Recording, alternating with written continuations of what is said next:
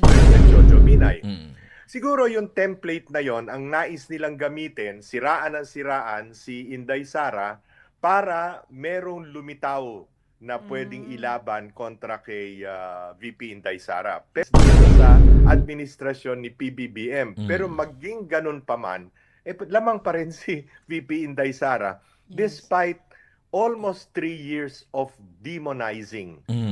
Pero tingnan niyo ang ginawa. Opo. December 20 nang inilabas. Para magkaroon sila ng pagkakataong sabihin, no, at nakita natin sa mga investigasyon sa Public Accountability Committee at maging sa Senado na 11 days lang inubos yung 125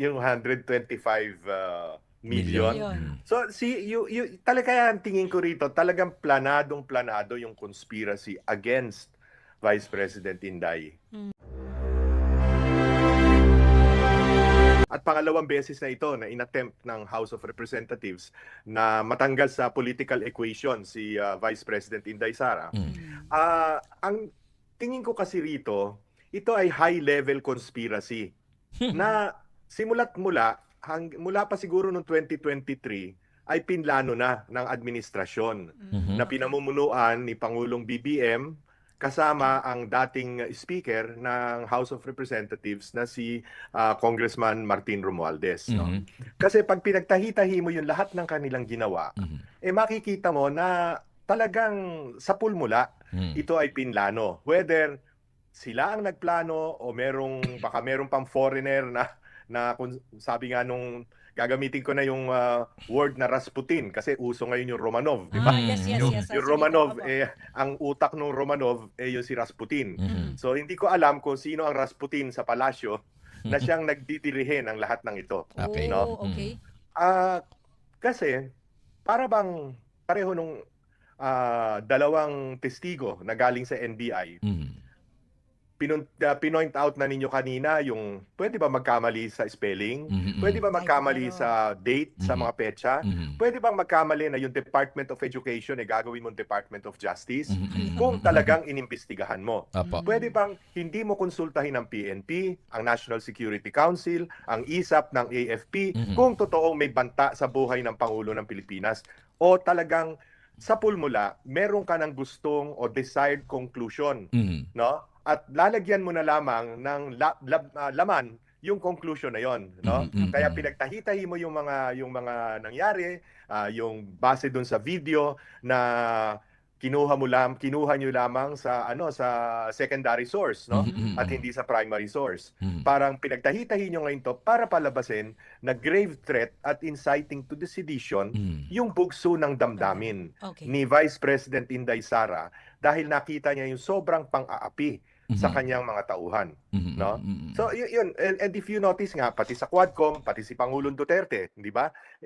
Kung ano-anong mga ginawa nilang disrespect sa isang dating pangulo ng Pilipinas, no? At naglabas sila ng kung sino-sinong testigo na sa totoo lang wala namang sinabing talagang makapagko-conclude ng mga kasalanan na kanilang ipinipinta dito sa mag-ama, no? All the way, talagang planadong-planado ito, no? Dahil takot na takot sila at siguro pati ibang bansa, no?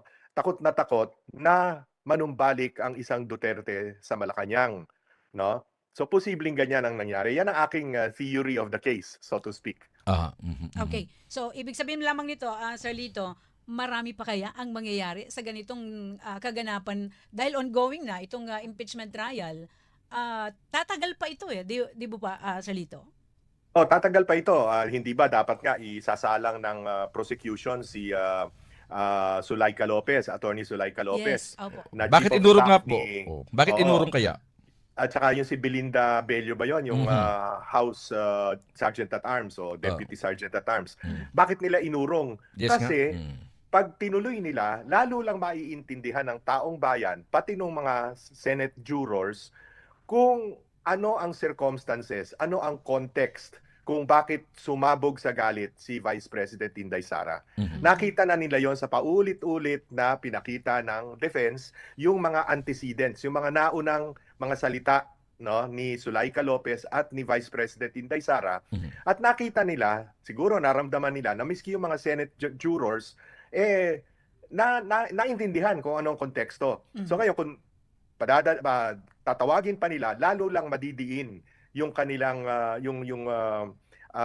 pangyayari noong November 23 kung saan bugso ng damdamin at yung bang feeling mo aping-api ka na o aping-api na kayong pati mga tauhan mo, no? Kaya kung ano-ano na ang nasabi ng ating Vice President. Okay, binabanggit dito, sir, na talagang ang target naman talaga, bakit nagkaroon po dito ng impeachment kay VP Sara, ay para hindi lang sa tanggalin sa pagka-Vice Presidente, para hindi makatakbo sa 2028, wala sa kapangyarihan kapag po siya po na-impeach. Ang tanong nga ng iba kung talagang ayaw nyo kay VP Sara, bakit hindi kayo kumuha ng isang manok, natatalo sa kanya sa 2028? Totoo yan. Glenn, matatandaan mo, noong 2014, nagkaroon ng series of investigations sa Blue Ribbon Committee ng Senado na ang pinupuntirya ay si Vice President Jojo Binay, di ba? Tama. Yes, At kung ano-anong akusasyon ang inilatag kontra kay Vice Binay. President Jojo Binay. Siguro yung template na yon ang nais nilang gamitin, siraan ng siraan si Inday Sara para merong lumitaw na pwedeng ilaban kontra kay VP Inday Sara. Pero tandaan natin, bagamat hindi magkapartido si Pinoy at saka si Jojo Binay, hindi inimpeach ng Kongreso si Jojo Binay. Opo. No? Umabot yan sa halalan na tiyempo naman na nagkaroon ng dark horse, wika nga, yung hindi inaasahang kalaban. Ang inaasahang kalaban si Grace po, si Mar Rojas, pero sumulpot mula sa Mindanao itong si Duterte. Mayor Rodrigo Duterte at siyang nagustuhan ng taong bayan na ihalal na Pangulo ng Pilipinas.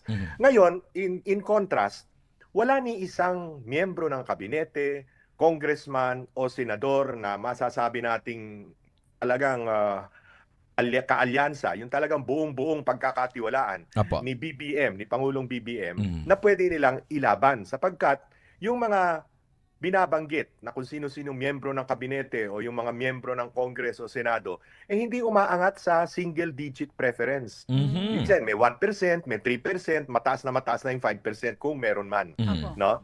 At ngayon, napipilitan sila ngayon na makipagsama-sama, magkaroon ng parang pinananaginipan nila, pinapangarap nila na koalisyon na kasama yung kaliwa, kasama yung mga socialist, kasama yung dilaw o pink na yata, Pinklawan, pink at mga dilawan ganon. kung sino man, no? Na makikipag-coalesce dito sa administrasyon ni PBBM. Pero maging ganun pa man, lamang pa rin si VP Inday Sara despite almost 3 years of demonizing. Halos 3 taon na itong drama na ito na wala na silang ginawa kundi magpukol ng dumi kay VP Inday Sara at the same time, yung pinakamasamang ginawa nila na ikidnap pa ang isang Yes. dating Pangulo ng Pilipinas. Tama. No? Sa ICC, samantala ngayon, kababasa lang natin nun kahapon ba o nung maka isang araw, mismo nga Amerika gusto na sarhan yung ICC. Yes, No? opo. No? Kinakampanya yun. Ikakampanya pa nila sa ibang bansa na umalis na sa ICC. Samantalang tayo, isang sovereign nation, no? Sinusuko natin, isinosoga natin ang Oo nga sariling po Pilipino, no? Pilipino, hindi lang basta Pilipino, kundi dating Pangulo ng ating bansa, 81 anyos na, matanda na at masasakti na, itinatapon natin sa ibang bansa na parang wala tayong respeto sa sarili nating judicial system. Yes, Correct. opo. So, ano ang nakikita po ninyo, Sir Lito, na maaaring mangyari sa ganitong sistema na nagaganap sa ating bansa? Well, patuloy nilang i-weaponize ang batas, yung weaponizing the law. Kung ano-ano, tingnan nyo, ginawa nila kay Senador Marcoleta. Opo. No? Inakusahan ng plunder na unang-una hindi naman pera ng gobyerno ang pinag-uusapan. Yes. Pangalawa, miski sinong abogadong tanungin mo, kung sakali man, graft lamang at hindi plunder. Pero ginawang plunder para siya'y makulong, para hindi bailable. Kasi matalino si Marcoleta at pag nandoon sa hanay ng mga Senate jurors, malaki ang kanyang magagawa para maisaayos ang trial sa Senado. No? Ganun pa rin. Etong si ngayon meron pang lumabas na para iimbestigahan daw si Senator Alan Cayetano dahil doon sa SEA Games, no? Noong 2019. Oo. Yung 2019. Lumalabas na rin yan, Sir Lito. Yung Southeast Asian Games, no? Oo. Again, nananakot na naman sila. Ginawa nila kay Joel Villanueva na sabi sa loob ng 2 linggo, isasampa na namin ang kaso kontra kay Joel Villanueva. 2 buwan na nakaraan, wala namang isinasampang kaso. Kasi nga po lumipat na. Bumaliktad. No? si Senador Chis Escudero na binanggit sa maleta, binanggit din na nung si Undersecretary Roberto Bernardo na ngayon ay state witness Yun na nga. bilyon-bilyon ang di umano'y Grabe, ano? nakuha niya Nanggap. sa flood control at iba pang proyekto, pero ngayon ay state witness na inilink at tahasan sa loob ng Senado mismo sa Blue Ribbon Committee, inilink si Senator Chis Escudero. Pero nasa na yung kaso? Wala na yung kaso. In fact, Senate presiding officer na ngayon si Chis Escudero ng trial ng pangalawang pangulo. Tapos pa, sir, Nakikita naman siguro ng taong bayan ito, no? Aha. Na kung basta parang pinaglaban mo si Pacman at saka si Mayweather, pero tinalian mo yung kamay ni Pacman doon sa laban, doon sa awayan. Opo. Ito pa, sir, yun daw sa mga congressman ng mga prosecutor, yung iba raw doon kailangan din daw imbestigahan kasi may mga sangkot din daw doon sa mga mismong katiwalian Ano kaya, sir, ano kaya pakiramdam na ikaw yung taga-usig pero ikaw alam mo na meron ka rin itinatagong kaso regarding sa katiwalian? Hindi lang prosecutor, pati Prosecutor. witness. Oo, pati witness. Sir Lito. Pati witness. Glenn, yun na nga pero parang hindi naman sila nahihiya doon sa kanilang mga ginawa. Yun lang. Oo, itong witness kahapon nung kinonfront ni Senator Robin Padilla tungkol doon sa kaso niya na extortion at hulidap sa mga Chinese nationals na naisampa na sa ombudsman pero hindi naman kumikilos ang ombudsman. At ang dahilan lamang niya peke daw yung notaryo. Para naman maalala mo yung ginawa nila kay Orly Gutesa. Hindi daw totoo yung sinabi kasi dubious yung notaryo. Nakikita. I mean, lahat na lang ginagawa nila no. At ito namang mga prosecutors ng House no. Halos lahat sa kanila sangkot sa flood control Halos lahat sa kanila. Meron nga itong isa na napakadaldal no. Ang balita ko sa Iloilo, ang pork barrel na tinanggap niya sa loob ng 3 taon ay 4.5 billion pesos. Wow, laki. Sa distrito niya na hindi naman pagkalaki-laking distrito at hindi naman ganun karami ang tao, no? Halos lahat sa kanila nagtamo ng napakalalaking pork barrel. Tama ka. Tama ka, sir. Tapos tapos ito pinag-usapan 125 million, sila billion-billion.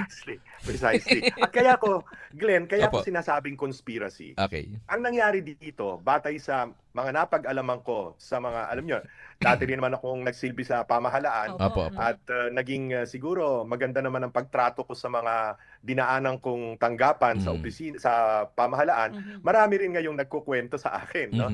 Ang kwento nga dun sa confidential funds ng Vice President na 125 million. Yes, opo. Yun daw ay inalok ng Pangulo nung sila'y magkasundo pa as early as July na malitang budget nung kay Vice President Leni Robredo ay alam ko marami kang gustong gawin.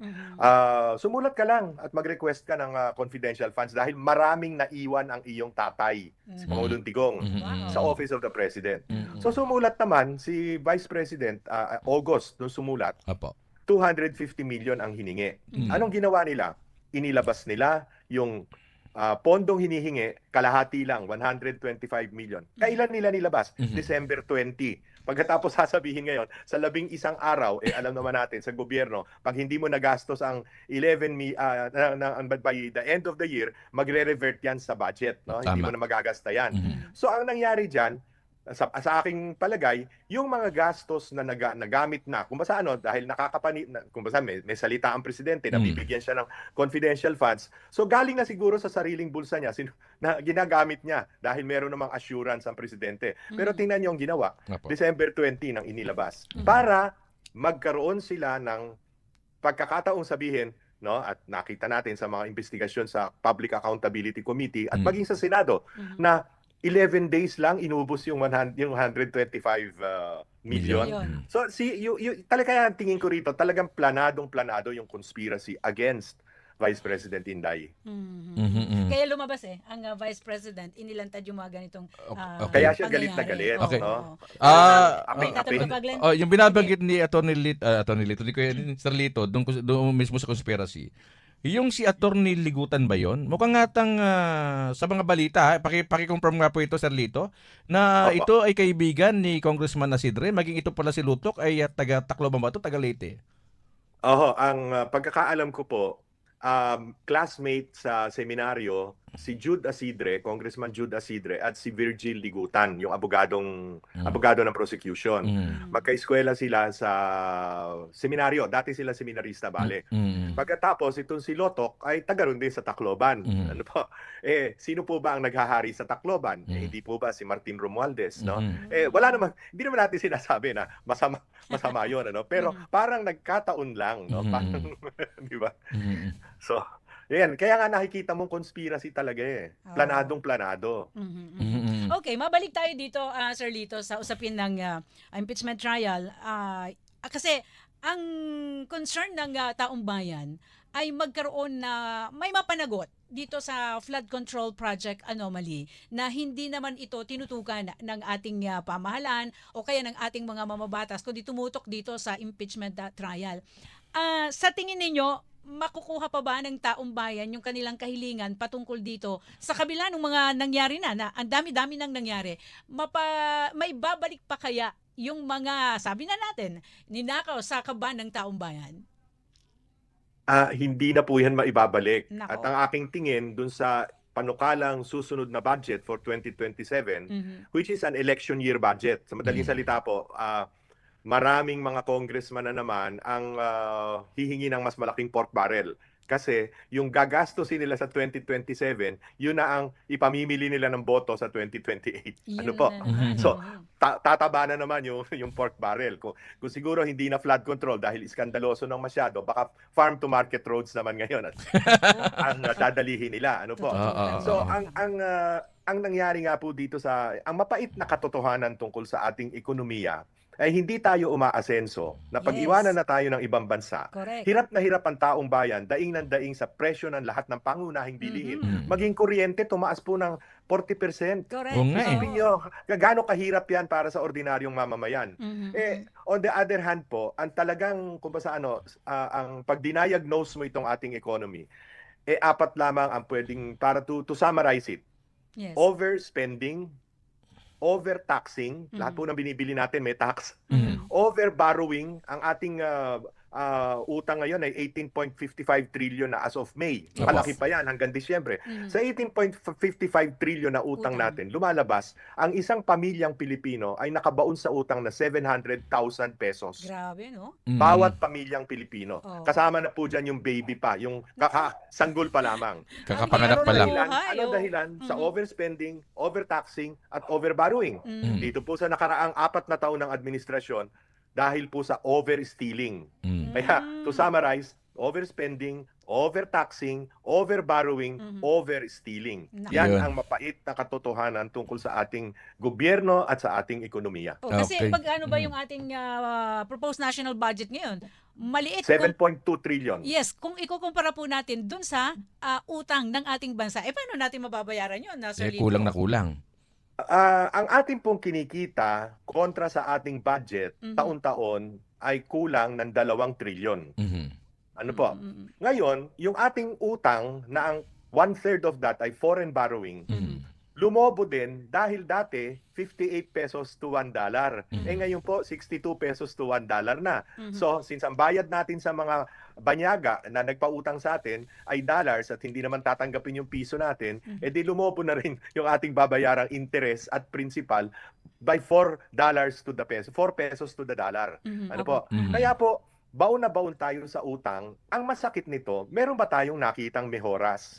Meron ba tayong nakitang improvement sa ating ekonomiya? Noong po panahon ni Pangulong Duterte, Pangulong Duterte po, naglaan ng 5% of the GDP, 5% of GDP para sa infrastructure. Yun po yung build.